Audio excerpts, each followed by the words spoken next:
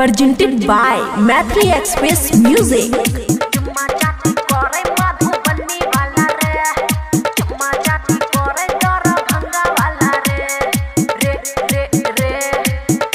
खुशी recording studio बलुआहा।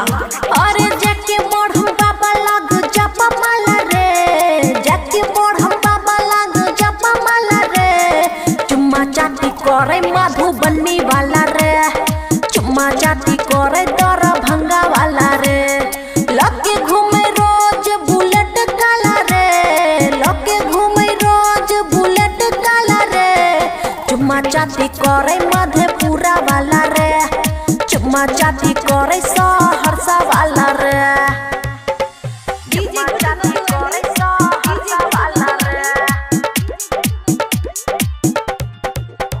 अरे पूर्णिया हवाला करे छे फोन, सीतामढ़ी वाला रखे छे मन, रखे छे मन। अरे पूर्णिया हवाला करे छे फोन, सीतामढ़ी वाला रखे छे मन, रखे छे मन। रसे रसे चाटे नहीं करे हल्ला रे, रसे रसे चाटे नहीं करे हल्ला रे।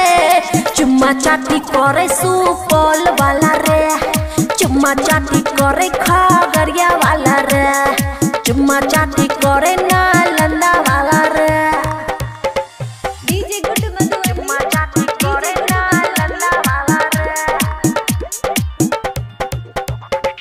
सुपौल के छौरा छै हमरे है फैन, रखने छे कर के जवानी ही बैन, जवानी ही बैन। और सुपौल के छौरा छै हमरे है फैन, रखने छे कर के जवानी बैन, जवानी बैन। बबुआ राहुल कंदा वाला रे, बबुआ राहुल कंदा वाला रे। चुम्मा चाटी करे रसलपुर वाला रे, चुम्मा चाटी करे मई बिही वाला रे, चुम्मा चाटी करे डीजे वाला रे। खुशी रिकॉर्डिंग स्टूडियो बलुआहा।